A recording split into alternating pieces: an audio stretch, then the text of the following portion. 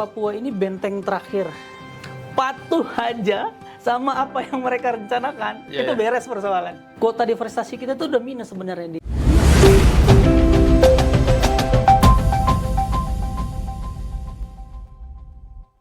Oke, apa kabar Bro Iwal? Baik, Bro Arman. Oke, kemarin ke Eropa, Greenpeace, saya langsung tembak aja. Iya. Itu kegiatan apa sih, Mas? Jadi di salah satu upaya perubahan iklim itu negara-negara kumpul, namanya COP. COP itu ya? COP. Jadi ada sebelum COP itu ada SAPSTA, semacam supervisory body gitu ya, untuk ngebahas soal langkah-langkah ngatasin krisis iklim. Oke. Nah itu digodok di UN Campus waktu itu. Dari UN Campus materi-materinya itulah yang dibawa ke COP. Waktu itu COP Dubai 28. 28 ya? Oh, yang 28 ya? 28 Dubai. Yang Mesir itu 27? Mesir 27, Sharm el Sheikh kita bilangnya.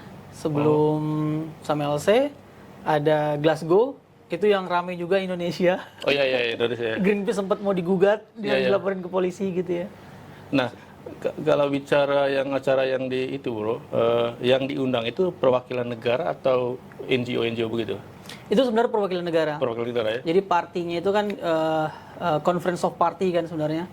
Ada beberapa COP yang punyanya UN gitu. Nah, untuk yang tapi COP itu paling sering dikenal sebagai COP UNFCCC itu untuk mengatasi krisis iklim. Jadi orang kalau ngomongin COP pasti UNFCCC biasanya tuh untuk yang perubahan iklim, dan itu negara sebagai partinya. Tapi banyak observer dari beragam NGO yang punya concern ke sana. Tapi nggak cuma NGO sih. Waktu kita kalau ke COP itu bahkan asosiasi pengusaha ada di sana, banyak pengusaha di sana. Jadi semacam ruang dialog lah ya dan diskusi sebenarnya. Iya. Karena saya ingat saya juga di COP Mesir ya, ada juga perwakilan dunia usaha juga yang hadir gitu ya. Ya, teman-teman mungkin ada yang belum tahu ya, ini Mas Iqbal Damanik, beliau ini aktivis internasional. Forest campaigner ya. Iya, forest campaigner dari Greenpeace ya. Mungkin bisa diceritakan ya Mas Iqbal, Greenpeace itu kegiatannya apa, visinya apa, dan yang telah dilakukan selama ini apa, Mas? Greenpeace ya punya sejarah panjang lah ya. Dari itu sebenarnya aktivitas dari beberapa aktivis di Amerika menolak nuklir waktu itu tahun 50-an di setelah Perang Dunia. Setelah Perang Dunia Kedua ya. Terus pengembangan nuklir terus berlanjut kan. Jadi awalnya itu ada dari kumpulan aktivis yang menyewa kapal. Jadi Greenpeace sering sekali identik dengan kapal kan. Jadi jadi waktu itu aktivis ini menyewa kapal untuk ke satu tempat karena percobaan nuklirnya dulu di kepulauan di Amerika. Ya, dan cukup jauh gitu, dan mereka aktivis terus berkembang sampai sekarang ada di beberapa negara, termasuk Indonesia, dan Indonesia itu bagian dari Southeast Asia sebenarnya. Jadi di Asia Tenggara kita ada kantor di Malaysia, Philippines, Thailand, dan Indonesia belum semuanya. Tapi ada beberapa negara di. Itu satu komando ya Mas Bro ya? The global ke beberapa kawasan itu? Satu komando dalam artian satu tujuan ya? Satu komando visi satu tujuan, satu visi gitu. Visinya sederhana sebenarnya. Visinya mencegah krisis iklim terus terjadi. Dan ini kan sudah terjadi ya, kita sudah di ambang krisis bahkan. Jadi kita upayanya bagaimana perubahan terjadi untuk orang-orang, atau banyak ke politik kan sekarang, ada yang bilang banyak Greenpeace banyak ke politik. Sebenarnya adalah upaya bahwa krisis iklim itu harus diatasi melalui pendekatan-pendekatan politik atau kebijakan negara sebenarnya. Karena yang saya lihat atau yang saya pantau di medsos ya, kegiatan Greenpeace itu kan banyak advokasi, akan turun ke jalan ya. Betul. Saya lihat Bro kan sering muncul di Bundaran HI itu. Berenang di tengah. bukan. Dengan selebaran beberapa pesan-pesan ke publik gitu ya Mas. Emang kegiatannya itu utamanya atau mungkin ada semacam riset juga atau kegiatan-kegiatan lain begitu? Kita dikenal sebagai lembaga kampanye sebenarnya. Jadi DNA-nya itu non-violence NVDA. Saya malah non-violence direct action. Jadi aksi langsung tanpa kekerasan. Jadi kita menciptakan ruang-ruang kreatif gitu. Nah, tapi basis NVDA atau protes-protes kita itu yang kita kampanyekan secara kreatif itu punya evidence base yang kuat. Karena kita biasanya kayak Mas Bro tahu atau teman-teman tahu, kita selalu nyebut nama kan? Iya. Kita nyebut nama, kita nyebut bukti gitu ya. Misalnya ada deforestasi, kita harus tahu deforestasinya di mana, siapa yang punya perusahaannya, dampaknya ke masyarakat kayak apa, misalnya gitu. Oh, berarti riset dulu ya? Dan risetnya biasanya panjang, nggak setahun 2 tahun. Ada yang sampai 3 tahun atau bahkan kita punya riset waktu itu di soal Papua gitu ya. Oke, menarik tuh Papua. Iya, lagi-lagi Papua menarik. Wah, itu menarik tapi tepi jurang juga tuh. Iya, itu dia. Kita pernah bersaksi di. Oh iya. Untuk yang beliau ini pernah jadi saksi ahli ya, saksi apa saksi fakta sebenarnya. Saksi fakta ya, di kasus kemarin ya, terkait dengan Papua juga ya. Iya, di kasus pencemaran nama baik Pak Luhut Binsar Panjaitan oleh Haris dan Fathia. Oke, mungkin itu dilupakan. Yang satu terkait isu Papua apa Mas yang dikaji di sana? Atau yang menjadi concernnya? Bagi Greenpeace sebenarnya Papua ini benteng terakhir upaya memperlambat atau mencegah krisis iklim terus terjadi di Indonesia. Itu salah satu benteng terakhirnya itu Papua.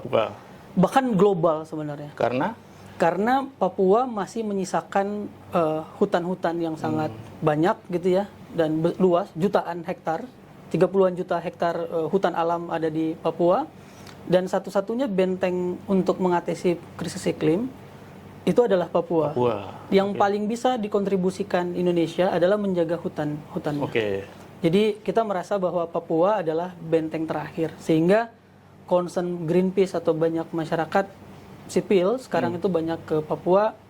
Ya karena kita tahu Kalimantan kita tahu udah banyak lubang-lubang tambang di sana, deforestasi tinggi di sana, bahkan terbesar dari sawit HTI paling banyak di Kalimantan ya. Jadi tapi Papua ancamannya tinggi, Mas Bro. Dari deforestasi terencana bahkan. Karena sudah banyak kapling-kaplingan konsesi di sana. Konsesi ya. Dan semuanya ada di Papua. Sebutin sumber daya alam yang kita bergantung ada di Papua. Nikel ada di wilayah Kepala Burung, di wilayah Sorong. Di atas ya. Pasti. Batu bara bahkan ada di sana. Hutan apalagi sumber daya. Emas apalagi, kita tahu Freeport. Jadi migas apalagi, Teluk Bintuni. Jadi semua ada di sana, dan pertarungan itu sebenarnya ya ada di Papua. Battlegroundnya di sana. Battleground sebenarnya saat ini Papua. Tadi disebut benteng terakhir ya. Ini sebenarnya apa istilahnya? Satu bentuk kegelisahan atau keresahan kita bersama ya Bro ya. Karena kalau disebut benteng terakhir, kalau itu hilang, bukan hanya Indonesia gitu ya, tetapi ini menjadi isu global gitu. Nah, Greenpeace untuk menjaga benteng ini yang telah dilakukan apa Mas Bro? Pertama kita bikin riset panjang gitu ya. Apakah Indonesia bisa keluar dari jebakan kutukan sumber daya alam? Kita ada beberapa riset gitu. Dan kita kan pertumbuhan ekonomi kita tuh sering ditopang sama sumber daya alam lah ya. Endowmentnya atau industri ekstraktif berbasis lahannya itu tinggi gitu. Jadi apakah Indonesia bisa keluar dari jebakan ini sebenarnya? Dan kita juga mengusulkan, makanya ada project green economy juga di Greenpeace gitu ya. Untuk usulan-usulan solutif, apakah sebenarnya Indonesia bisa bergeser dari ekonomi tinggi karbon gitu ya, tinggi emisi gitu, tinggi pencemaran. Dan yang perlu kita tahu sebenarnya benteng terakhir ini itu dijaga sama masyarakat adat Papua. Masyarakat adat Papua itu terbukti. Jadi hutan Papua sampai saat ini masih ada dan berdiri karena masih ada komunitas dan masyarakat adat yang tinggal di dalam hutan dan menggunakan hutan sebagai keberlanjutan hidupnya. Jadi kita berhutang nih Bro sama masyarakat adat di Papua sebenarnya, masyarakat kota saat ini. Nah, kelompok masyarakat adat ini ya Bro ya, mereka itu punya mekanisme tersendiri atau itu sudah menjadi kultur mereka sehingga membuat kondisi alam mereka itu tetap terjaga gitu ya Bro. Kalau dari catatannya teman-teman Greenpeace. Saya takut kita bias kota juga ya nggak bahas ini. Tapi kalau kita lihat ada banyak sebenarnya riset-riset antropologis terhadap masyarakat Papua. Sebenarnya kalau kita lihat mana sih peradaban yang paling paripurna gitu ya. Sebenarnya saya menganggap atau banyak antropologis menganggap masyarakat Papua itu paripurna secara peradaban. Karena kebutuhan mereka tidak harus disediakan oleh industri dari luar. Mereka bisa memenuhi kebutuhannya dari alam.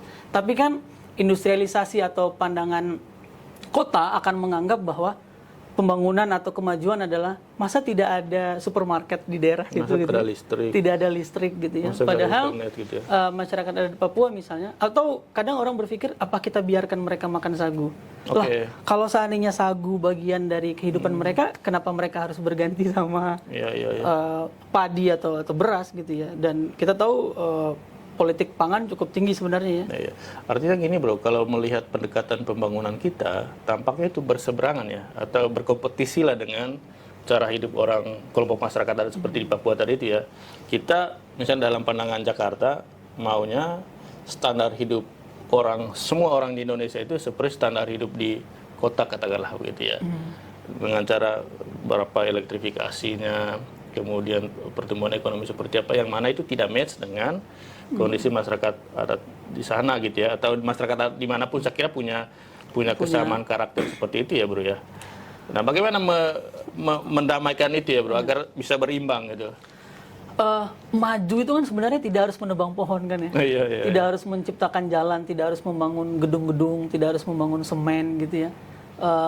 Masyarakat Papua bisa tetap maju pendidikannya sebenarnya, tetap bisa keluar dari kata orang bentuk-bentuk yang tidak maju gitu ya. Tapi sebenarnya mereka punya pengetahuan-pengetahuan lokal yang mungkin lebih maju dari kita secara pengetahuan. Mereka misalnya punya kemampuan pengobatan tradisional dan itu terbukti di sana, dan banyak kajian-kajian lah ya soal itu.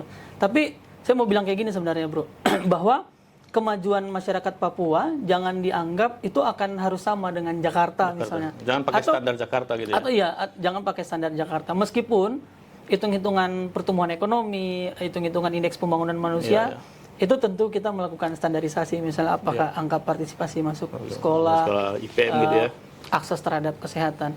Tapi saya yakin bahwa akses terhadap kesehatan, akses terhadap pendidikan, akses terhadap pasar, itu harus disediakan sama pemerintah. Apapun bentuk dari masyarakat itu ya, karena mereka tetap harus mengakses pendidikan kan? Mereka tetap harus mengakses kesehatan, mereka tetap harus mengakses pasar atau sumber-sumber daya ekonomi. Nah, tinggal sekarang kita bagaimana memikirkan itu sesuai sama mereka. Tapi yang terjadi sekarang kan, ekonomi kita tidak berpikir tentang bagaimana menyesuaikan masyarakat adat dengan hutannya. Tapi kan bagaimana para pelaku usaha industri besar berbasis lahan itu bisa mendapatkan hasil dari bumi Papua kan. Bumi Papua itu. Contoh misalnya kayak sawit yang terlalu besar, dibuka terlalu besar gitu ya. Sawit ini kan agak sedikit tricky gitu ya kita ngebahasnya gitu. Tapi saat ini sawit itu udah 16 juta hektar. Untuk Indonesia? Iya, tutup sawit untuk 16 Indonesia. Juta hektar itu kalau dibandingkan dengan luas hutan? Atau dibandingkan dengan angka deforestasi gimana bro? Ya, salah satu pendorong deforestasi itu sawit. Jadi, tapi 16 juta itu besar banget bro. 16 juta itu besar banget gitu. Dan itu sudah cukup untuk menopang sebenarnya. Nah, ini kan persoalannya gini. Kita cukup di angka berapa sih sebenarnya? Kita butuh ekspansi seluas-luasnya nggak? Atau kita butuh mengganti semua hutan Papua jadi sawit? Jangan-jangan itu nggak perlu sebenarnya. Ada arahan-arahan lindung yang bisa kita lindungin tetap ada. Dan sampai saat ini kita belum punya kepastian diregulasi ya soal berapa batas maksimal yang kita mesti sediakan untuk sawit. Betul. Sampai sekarang belum ada gitu. Belum ada. Bahkan sawit itu juga menopang ekonomi kita ekspor kan. Jadi sebenarnya kita selalu ekstensifikasi secara lahan, tapi kita tidak berpikir bagaimana produksi palm oil kita tetap tinggi. Kalau dibandingin sama Malaysia dengan luas lahan yang lebih besar, tapi produktivitas kita lebih rendah. Itu kan artinya ada problem soal SDM. Ada problem banyak di soal SDM dan lain sebagainya gitu. Harusnya lebih baik fokus pada yang sudah established gitu ya, dan dibenahi gitu permasalahannya, lalu produktivitasnya ditingkatkan. Itu menurut saya akan lebih jauh menurunkan konflik terhadap masyarakat dan terhadap lingkungan hidup ya. Nah yang terakhir itu mungkin menyambung dengan apa yang menjadi topik utama kita hari ini ya bro ya, soal green investment ya. Karena seringkali pembangunanisme itu seringkali atau kontraproduktif gitu ya, malah menjadi antitesis dari kalau kita upaya menjaga keberlanjutan lingkungan gitu ya. Sehingga sekarang lagi dikembangkan itu soal investasi hijau gitu ya, atau green investment, atau mungkin kalau mau ditarik ke atas itu ada ekonomi hijau gitu ya. Nah, kalau dari kacamata teman-teman Greenpeace sendiri, apa sih yang tanggapan pertama atau posisi batin apa yang ketika mendengar kata green investment itu, bro? Apakah pesimis, optimis, atau apa kalau mendengar kata green investment ini?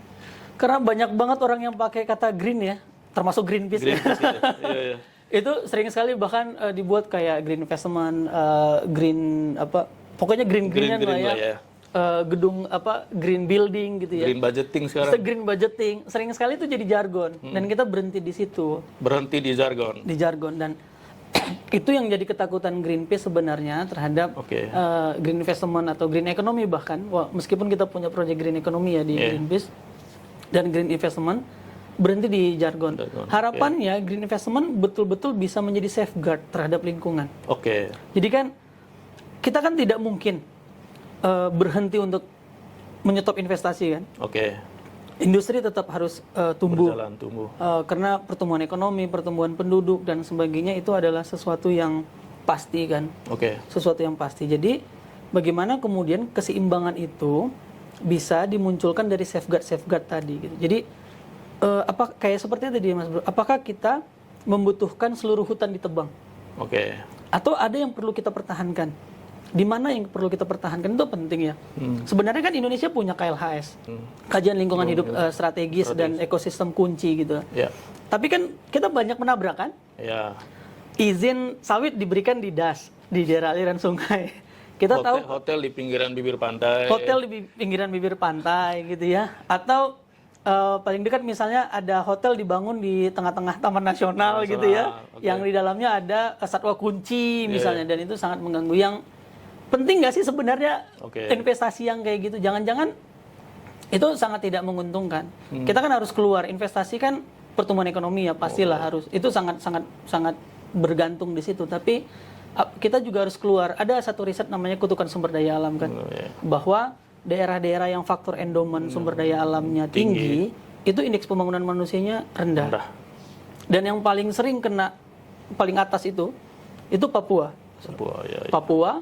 Papua Barat dulu masih 2 kan ya, sama Kalimantan Timur dan Riau, terus Kalimantan Barat. Ini kan daerah-daerah tinggi kaya sumber daya alam kan, dan daerah-daerah inilah yang IPM-nya tuh rendah. Di Sumatera itu Musi Banyu Asin.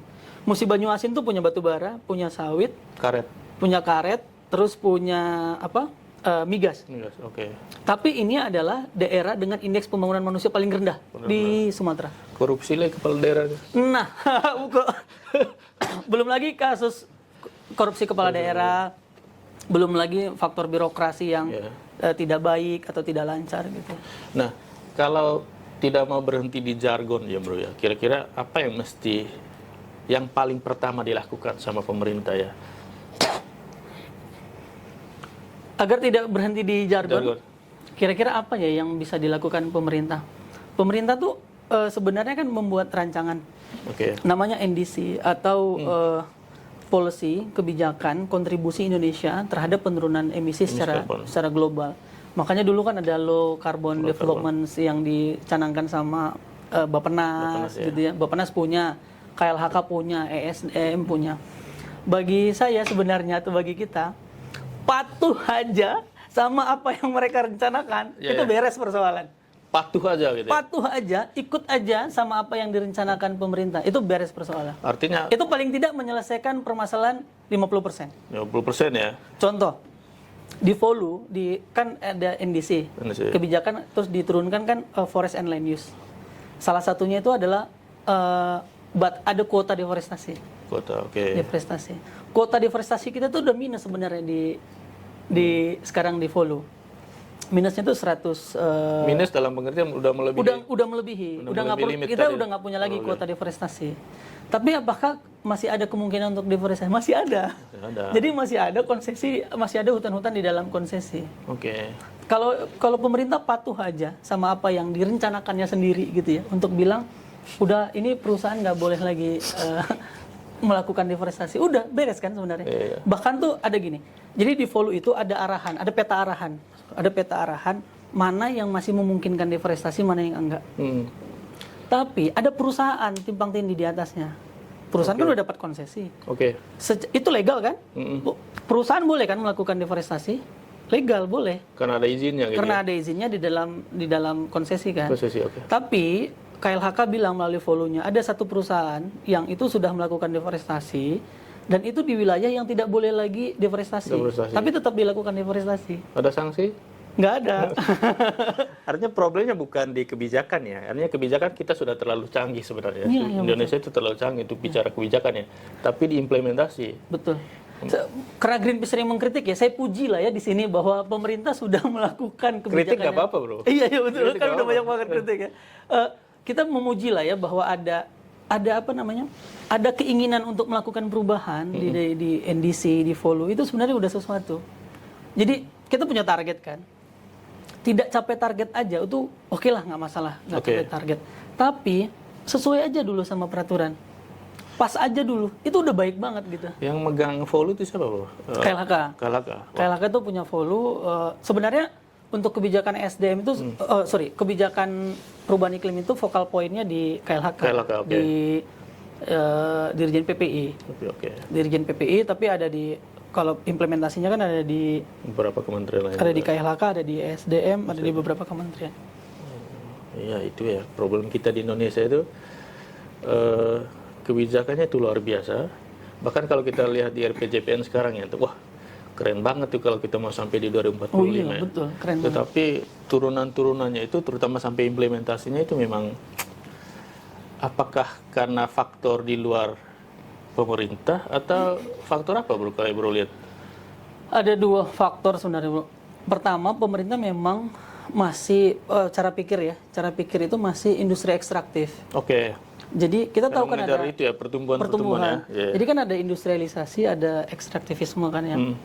Kita tuh, ini kritik ekonom juga kan ya, bahwa industri kan ada industrialisasi. Industrialisasi kita tuh mandek sebenarnya. Dalam arti? Tidak tumbuh. Tidak tumbuh. Ada satu indikator gitu ya. Kalau mau lihat tuh konsumsi solar industri itu rendah sebenarnya. Gitu ya. Bukan berarti kita mau menyarankan tinggi ya, tapi itu sebagai indikator bahwa industri kita tuh sedang melambat gitu. Nah, untuk menutupin ini, pajak-pajak dari sistem industri ini, pemerintah beralih ke ya bisa dibilang industri lah, tapi ekonomi yang lebih ekstraktif.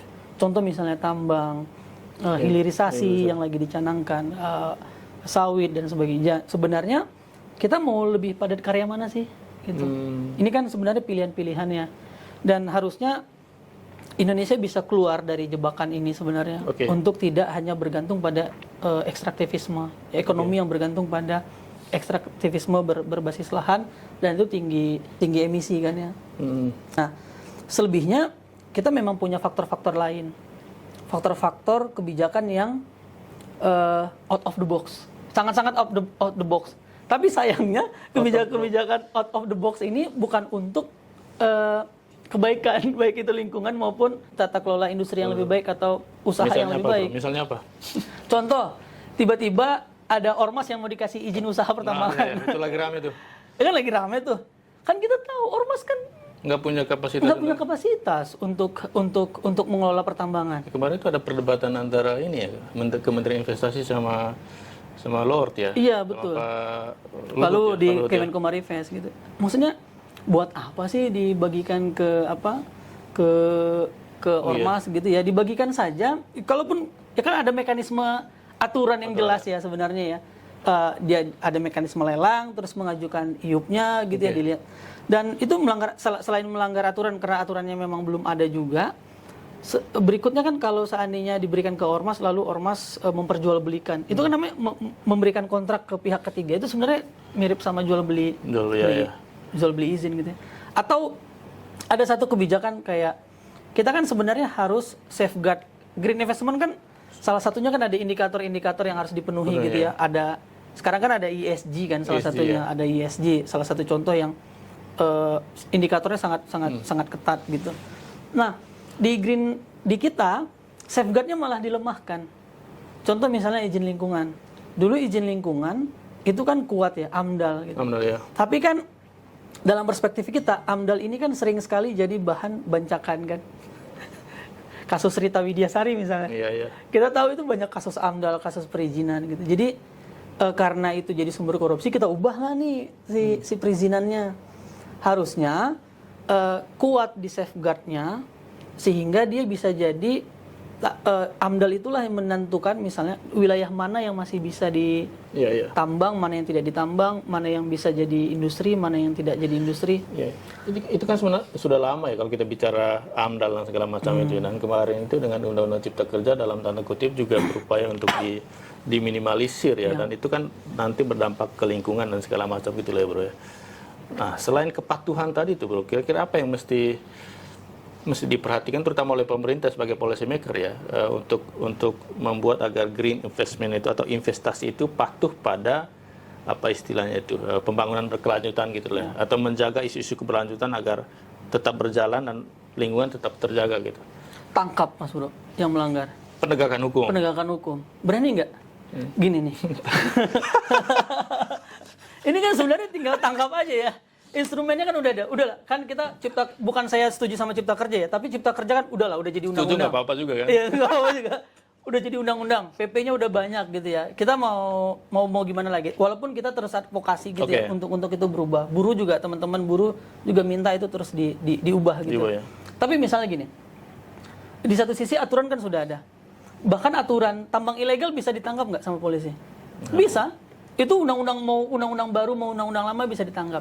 Namanya ilegal lah ya. Namanya ilegal tuh bisa ditangkap, apalagi dalam kawasan hutan tangkap. Tapi banyak kan, kenapa kasus tambang timah itu bisa bertahun-tahun? Yang viral kemarin 271 triliun. Walaupun itu hitungan lingkungan hidup ya. Kerugian lingkungan hidup. Tapi paling tidak, ada nggak yang ditangkap sama Gakum KLHK karena masuk ke dalam kawasan hutan? Itu kan di dalam kawasan hutan. Kenapa nggak ditangkap ya? Kenapa nggak ditangkap? Itu kenapa itu? Ya, kita tanya gitu ya. KLHK ya. Terus misalnya, kan ini teman-teman KPPUD juga sering ke daerah kan. Kalau kita melintas di atas Kalimantan tuh banyak lubang-lubang kan. Banyak eskavator besar. Kan kita tahu banyak tambang-tambang ilegal. Bahkan Mas Bro, tanahnya Universitas Mula Warman, tanahnya kampus itu tuh ditambang ilegal tuh sama penambang ilegal. Susah nggak sih lingkungan kampus loh itu? Iya, susah nggak sih melihat apa namanya? Susah nggak sih melihat eskavator besar-besar gitu ada di tengah hutan gitu, di drone aja kan. Nggak usah jauh-jauh, kita naik pesawat komersil aja kita bisa lihat lubang-lubang tambang ilegal gitu.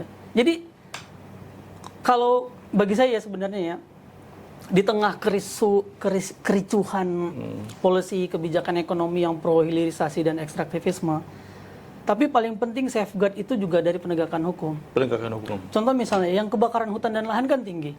Bencana hidrometeorologis tahun 2023. Nah, sorry, saya potong. Penegakan hukum ini jangan hanya sebatas penegak hukum ya, tapi penegakan hukum secara umum ya bro ya. Policy makernya, KLHK misalnya, penegak hukum dalam hal ini misalnya polisi dan segala macam itu kan.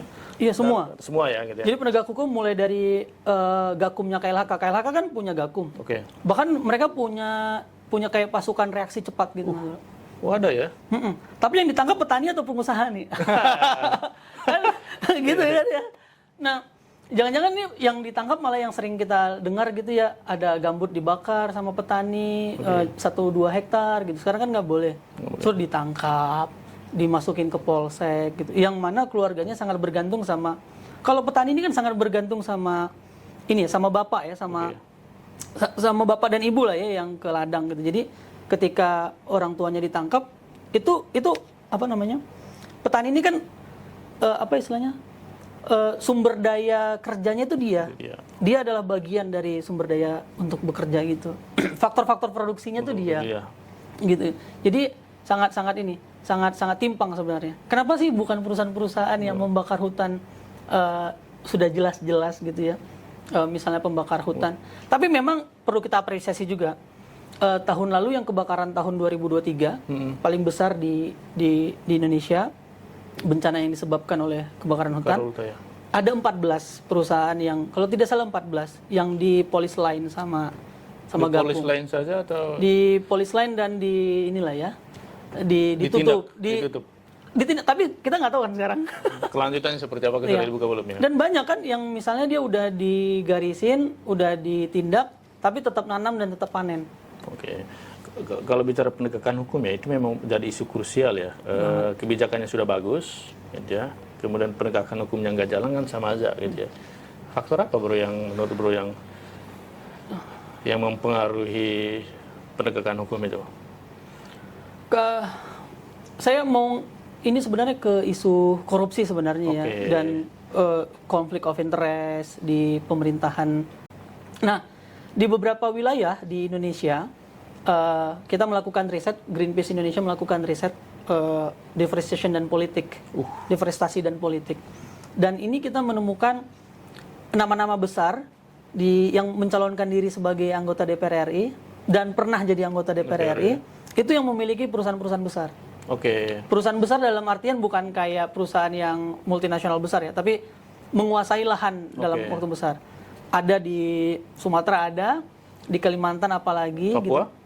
Di Papua apalagi. Tapi Papua agak menarik dia. Sebenarnya penguasaan Papua ini masih lebih dikuasain sama politisi-politisi nasional sebenarnya. Jadi aktor-aktor lokal, antara aktor lokalnya belum muncul ya.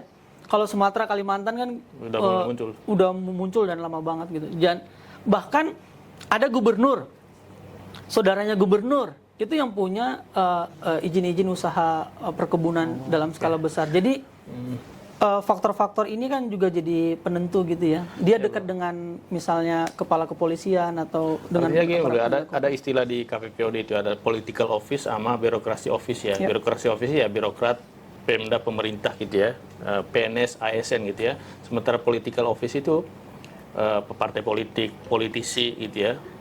Dan saya melihat dari penjelasan Bro tadi itu kenapa penegakan hukum sulit itu karena antara birokrasi office dengan political office itu berada dalam satu rumah. Satu rumah gitu ya. Apakah seperti itu? Iya, itu gitu salah satunya. Paling biar kita nggak kena kemana-mana nih ya. Paling gampang kan untuk lihat kasus yang sudah ingkrah gitu ya dan pemerintah daerah. Kan Kalimantan Timur, Kutai Kartanegara waktu itu ada Rita Widiasari kan. Rita Widiasari ini kan ada political office-nya dia. Dia punya tim politiknya kan. Disebut tim 11 di putusan waktu itu. Saya baca. Nah, Rita kasus pertambangan lah ya. Kita contohkan Rita. Ada political office-nya, ada birokrasi office-nya. Birokrasi office ini kan nurut. Bupati memerintahkan kepala kantor pertanahan untuk datang ke rumahnya dan menandatangani. Bahkan tanda tangannya di rumah. Bupati misalnya waktu dalam kasus Rita. Contoh yang kita balik tadi soal penegakan hukum ya. Kalau seandainya ini kan karena kasusnya terungkap nih. Seandainya kasus ini tidak terungkap, Rita memberikan izin kepada satu perusahaan dengan memerintahkan SKPD-nya gitu ya untuk membantu dan terbitlah izinnya dan tidak ketahuan. Tiba-tiba perusahaan ini melakukan pelanggaran. Kira-kira mungkin nggak ditegakkan hukum itu ke perusahaan ini? Melanggar AMDAL dan sebagainya. Enggak, karena dia udah dianggap sebagai part of politically office tadi. Dan itu agak susah ya Bro ya di Indonesia kita mau memisahin.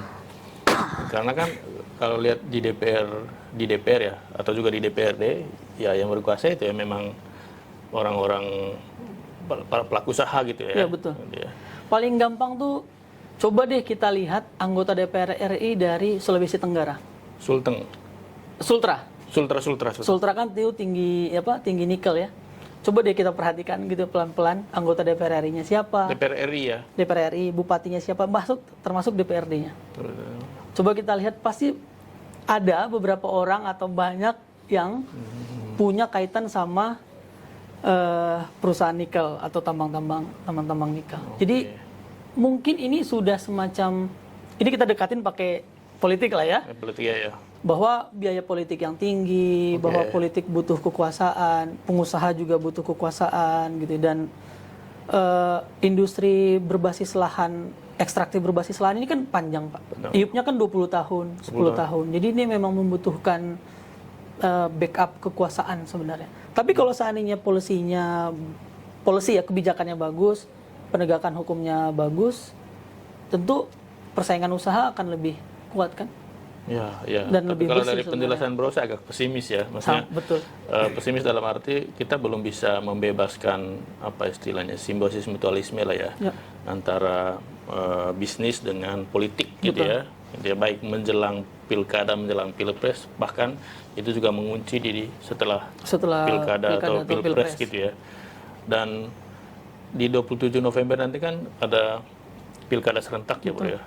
Dan saya melihat dengan penjelasan tadi itu, kayaknya 6 bulan, 3 bulan ke depan ini apa namanya itu negosiasi lobby antara ruang politik dengan ruang birokrasi ini tinggi. Sudah dimulai. Sudah dimulai. Ya? Sudah dimulai. Apakah sudah ada indikasi bro?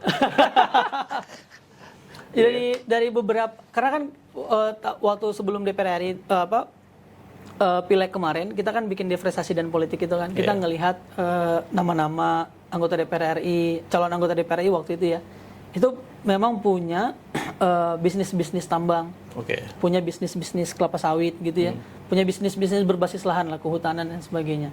Tentu mereka membutuhkan kekuasaan ini panjang dan mereka udah masuk di kekuasaan kan. Jadi kalau tadi ada politically office, ada birokrasi office, di beberapa pandangan riset sebenarnya, riset politik ya, ada sekarang yang muncul political cum business persons. Jadi dia sebagai politisi, cum business persons gitu. Jadi businessman. Jadi kalau dulu garis pemisahnya jelas, sekarang sulit untuk memisahkan dia bertindak sebagai politisi atau bertindak sebagai birokrasi atau bertindak sebagai pengusaha. Nah, menarik ini bro, ada penjelasan kemarin ya kayak dari teman-teman ini, ada pola ya. Dulu itu politisi bisnismen itu menggunakan aktivis untuk masuk ke DPR misalnya. Nah, tapi sekarang para bisnismen ini pandai bro, bukan memanfaatkan aktivis lagi gitu ya, bukan dalam tanda kutip ya, tetapi juga menggunakan anak-anak mereka. Anak-anak mereka didorong untuk masuk ke politik gitu ya. Tampaknya untuk mengamankan hal-hal seperti itu ya bro ya. Jadi bukan berarti Orde Baru lebih baik ya. Oke. Di riset-riset kajian di zaman Orde Baru kayak Yoshihara Kunio gitu ya tahun 80-an, terus Fedi Hadis gitu ya, riset-riset politik dan bisnis ini, hubungan politik dan bisnis ini, dulu itu terlihat garis pemisahnya. Mana pebisnis, mana politisi. Jadi kita bisa lihat, kita sebut nama misalnya, kan ada buku Richard Borsuk ya, yang soal pilar bisnis Soeharto. Tapi kita bisa lihat mana Soeharto, mana Lim Swee Lyong kan, Salim Group di buku itu gitu. Kita lihat ada garis pemisah. Ada garis pemisah jelas gitu. Sekarang itu kabur ya. Misalnya ada menteri kan yang punya perusahaan besar sekarang kan. Ya. Banyak ada menteri yang punya IUP gitu. Jadi garis pemisahnya udah kabur. Nah kalau dulu para pengusaha atau para politisi juga menggunakan aktivis kan. Kayak Rita tadi tuh banyak aktivis-aktivis di timnya gitu. Lalu kemudian didorong jadi anggota DPRD atau mungkin wali kota gitu. Tapi lagi-lagi soal biaya politik mungkin ya. Dan banyak riset, para aktivis ini kan juga butuh pendanaan yang besar kan. Dan apalagi money politik sekarang sangat masif gitu ya. Pendanaannya makin besar dan dia membutuhkan pendanaan. Uang yang paling mudah untuk diambil atau mendapatkan itu adalah dari bisnis. Dan bisnis apa yang paling mudah? Bisnis industri ekstraktif. Ya, pertambangan dan teman-temannya itu ya. Ya, kalau bisnis keuangan, bisnis industri factory atau pabrik-pabrik kan sulit ya ngakalinnya mungkin. Tapi kalau uang-uang kayak industri berbasis lahan tuh mudah. Mudah dan banyak.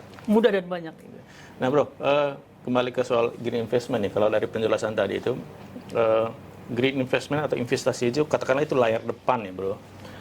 Itu kenapa layar depan? Itu kan terkait dengan kebijakan, proses perencanaannya seperti apa, kemudian implementasinya seperti apa. Tapi dari penjelasan bro tadi itu, tampaknya kita belum bisa bergerak banyak di layar depan ini, investasi hijau tadi ini, karena masih terikat dengan layar belakang lagi bro, ekonomi politiknya. Jadi ya, ada perkawinan antara bisnismen dengan politisi misalnya, bahkan bukan perkawinan lagi sekarang ya. Iya udah melebur gitu ya. Bukan dua entitas yang berbeda sekarang gitu ya. Nah kalau berhadapan, ini kan tantangan cukup besar ya, karena kita, kelompok-kelompok masyarakat seperti ya KPPOD, Greenpeace, atau kelompok teman-teman NGO yang lain itu, agak sangat susah untuk mengadvokasi yang bagian belakang ini. Bagian belakang ini kan ruang gelap ya, yang susah kita masuk gitu ya bro. Nah berhadapan dengan situasi seperti ini, kira-kira apa yang mesti kita buat bro, terutama untuk kelompok-kelompok seperti kita ini, yang mesti kita bisa lakukan gitu ya. Ruang belakang ini jangankan NGO atau masyarakat sipil kayak kita ya Mas Bro. aparat penegak hukum aja aku rasa gelap. Saya pikir untuk bisa masuk ya. Tapi kalau ngelihat situasi sekarang, saya tuh mau bilang sebenarnya kita tuh patah arang sebenarnya. Masyarakat sipil gitu ya. Udah nggak tahu lagi mau advokasi apa sebenarnya. Oke. Pertama kayak ke DPR RI gitu ya, kayak ke DPR RI, kita tuh udah kayak kehilangan representatif kan di sana. Oke. Usulan-usulan kita tuh kayak mentok gitu ya. Kayak ada kita undang-undang mereka sebagai wakil gitu ya? Iya wakil. Ada undang-undang kayak undang-undang Minerba tengah malam disahkan gitu ya. Ya. Undang-undang Cipta Kerja tengah malam tiba-tiba disahkan. Terus undang-undang Minerba tiba-tiba di carry over ke undang-undang ke tahun depan. Terus di pleno pertama beberapa kali langsung disahkan. Gitu. Jadi kayak ini mereka dengerin kita nggak sih sebenarnya? Jadi sulit gitu ya. Terus sekarang bersuara di media sosial juga dikit-dikit kita kena undang-undang ITE. Ini aja beberapa kali kita sensor ya kan. Maksudnya kita menjaga apa yang mau kita omongin gitu ya. Kita berhati-hati kan sekarang. Jadi kita melakukan self censoring sebenarnya kan. Dan itu berbahaya sebenarnya kan bagi iklim demokrasi. Gitu. Jadi dan kita tahu bahkan kemarin Haris Fathia juga dituntut pencemaran nama baik kan. Ya kita bersyukur mereka bebas. Tapi mereka punya privilege kan. Mereka dapat pantauan internasional. Kita tahu Haris dan Fathia punya nama besar sebagai aktivis di Indonesia. Tapi aktivis-aktivis lain kayak di Karimun Jawa, Daniel Fritz di 7 bulan. Masyarakat Kalimantan Tengah. Itu gara-gara protes ya? Itu gara-gara protes. Komen bahkan. Cuman gara-gara komen di apa? Ya, medsos ya. Di medsos dan komennya itu bahkan tidak merujuk pada orang.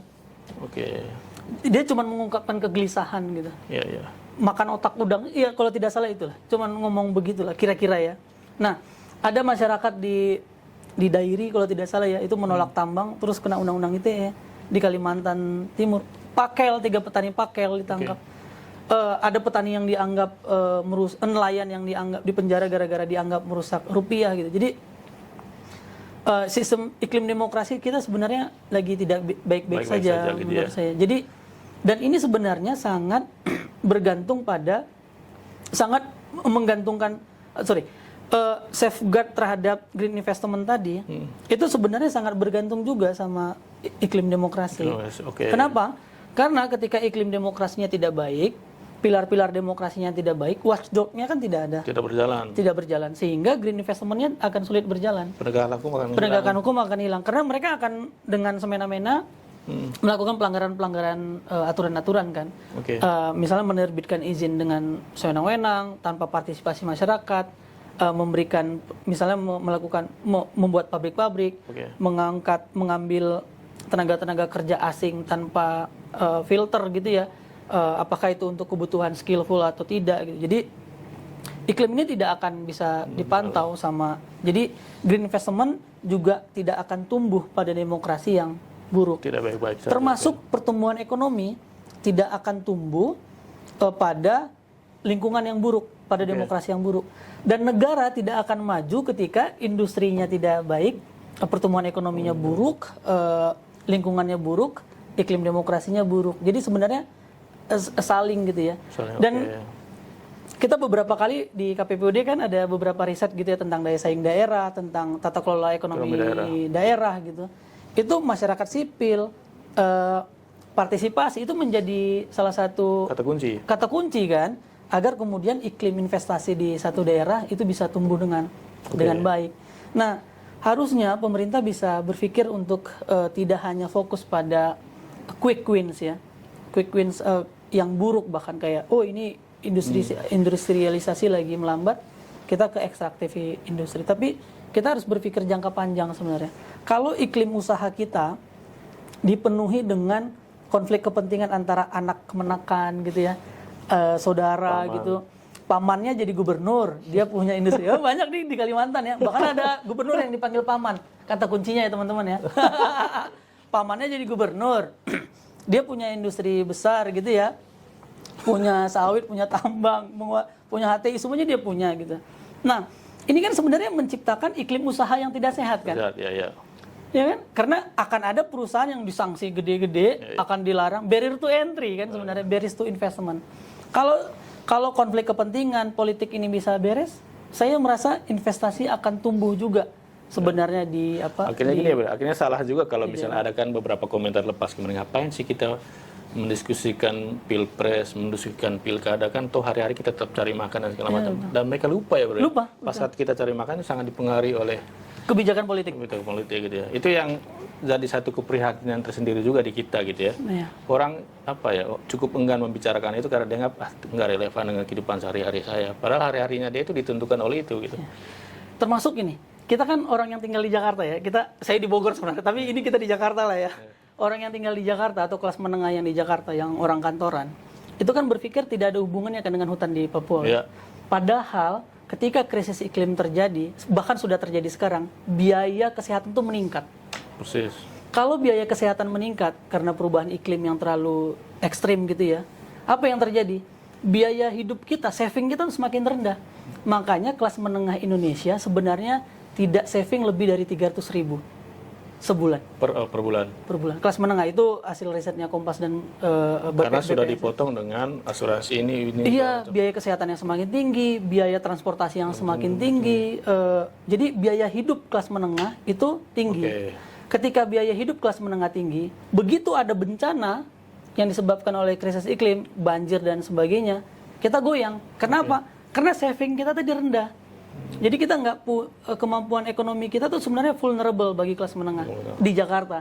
Jadi teman-teman yang tinggal di Jakarta, kita tuh berhutang budi sama masyarakat adat yang menjaga hutan Papua. Oke. Nah, terima kasih aku Papua gitu ya. Kita berhutang budi dan harus terima kasih sama masyarakat adat Papua.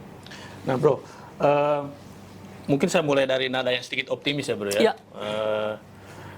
Tadi ada soal persoalan kepatuhan, penegakan hukum gitu ya. Kira-kira apa yang bisa akseleratornya itu apa ya untuk meminimalisir persoalan-persoalan seperti ini? Kalau kita mau optimis ya bro ya, apa yang mesti dilakukan gitu ya? Minimal dari kita kelompok di luar pemerintah gitu. Dulu kita punya KPK yang bisa kita harapkan ya. Sekarang memang enggak. Oh iya ya jebakan ya. Agak sudah berkurang harapannya gitu ya. Jadi sudah berkurang. Dulu kita tuh punya harapan. Jadi masyarakat sipil tuh dulu kayak punya kasus-kasus tuh bisa kayak di-submit dan ditindakin sama KPK gitu. Jadi kita kayak bisa langsung gitu ya sama. Sekarang saya kurang yakin gitu. Oh, walaupun tetap ada saluran-saluran lah ya. Nggak ada dasar untuk berharap gitu ya bro. Iya, selalu ada dasar untuk berharap. Tapi saya bingung sekarang apakah kita menjaga harapan itu ya. Apalagi sekarang ada isu, tapi jadi panjang. Tapi bagaimana kita biar optimis gitu ya. Saya tetap optimis sebenarnya tidak ada kepala daerah atau tidak ada pemimpin baik negara itu yang ingin sebenarnya Indonesia ini hancur atau daerahnya hancur. Tapi keinginan untuk berkuasa dalam jangka yang panjang dan meraup keuntungan yang secara besar itu sebenarnya yang yang menjadi sumber masalah utama ya, sehingga menciptakan konflik of interest dan sebagainya. Tapi saya ada harapannya begini Mas Bro. Saya masih percaya bahwa ruang demokrasi itu masih bisa jadi ruang untuk kita berebut kekuasaan tadi. Jadi masyarakat sipil mari berbenah diri, think tank gitu ya, masyarakat sipil kayak KPPUD atau kayak Greenpeace itu berbenah diri, mari kita konsolidasi lagi, berarti ada yang salah dari demokrasi ini gitu ya. Termasuk teman-teman kita ya di luar sana ya, koalisi-koalisi kita harus berpikir bahwa ada yang salah dan mari kita berubah. Jangan-jangan situasi kayak gini karena dulu kita sangat memuji dan memuja seseorang gitu ya, sehingga kita tidak meletakkan kritik kepada dia. Terus kita sekarang terkejut gitu ya, dia punya kita anggap punya dinasti yang sangat baik. Tapi menurut saya saya masih punya harapan bahwa ruang demokrasi itu masih bisa ada di Indonesia dan masyarakat sipil bisa merebut ruang itu dan tentu akan terjadi hal-hal yang mungkin lebih baik ya ke depannya gitu. Ya, artinya kalau bicara ke topik utama kita soal green investment gitu ya, itu kembali lagi soal perhatian kita terhadap budaya berdemokrasi ya. Betul. Ya, boleh ya. Apalagi di depan mata masih ada satu kontestasi besar akhir tahun ini ya, pilkada. Itu juga untuk teman-teman di daerah ya. Ini jangan dianggap satu rutinitas 5 tahunan atau hanya menjadi kepentingan teman-teman yang bergerak di dunia politik gitu ya, tapi itu tentang hidup kita bersama gitu ya, termasuk tadi itu. Karena kalau lihat penjelasan Mas Bro tadi itu, ya persoalan kita di ruang belakang itu ya, itu yang mungkin menjadi pekerjaan paling utama ya, apalagi kalau kita konteskan untuk Indonesia berkelanjutan 2045 itu. Kan sekarang kan dulu kan hanya Indonesia maju ya, sekarang maju, berdaulat dan berkelanjutan. Dan kata berkelanjutan ini ya tetap akarnya itu di bagaimana kita membangun demokrasi itu ya, kualitas demokrasi gitu. Oke, terakhir bro, karena 27 November karena kita ini KPPOD, otonomi daerah gitu otonomi ya. daerah. Betul. Kalau bro lihat dengan pelaksanaan desentralisasi dan otonomi daerah ini, ada harapan nggak sih bro untuk menerapkan apa tadi itu pembangunan berkelanjutan ini? Bahkan saya menganggap bahwa pilkada itu jadi ruang kontrol sebenarnya. Oke. Ruang kontrol. Kontrol publik ya? Kontrol publik. Sebenarnya mau bagaimanapun kita tetap bisa memilih kan calon yang paling baik buat daerah kita kan. Ya, pilkada itulah yang memberikan ruang sebenarnya. Jadi kita harus aktif sebenarnya dalam pilkada atau pemilihan-pemilihan politik lah ya, untuk lihat bahwa mana calon-calon yang potensial untuk pro terhadap lingkungan hidup, pro terhadap keberlanjutan, pro terhadap Indonesia yang lebih maju gitu. Nah, tapi kalau seandainya kan kita selalu mikir gini, ini semuanya buruk gitu kan? Banyak yang selalu mikir begitu. Paling tidak kita bisa berpikir masyarakat sipil atau publik di daerah yang akan pilkada gitu, itu bisa memberikan masukan kan sebenarnya. Kepada calon-calon ini gitu, paling tidak yang paling bisa di-engage gitu ya, ditemuin untuk berdiskusi dan berdialog. Kira-kira kita mau bangun apa ke depan bagi daerah kita, bagi negara gitu. Iya.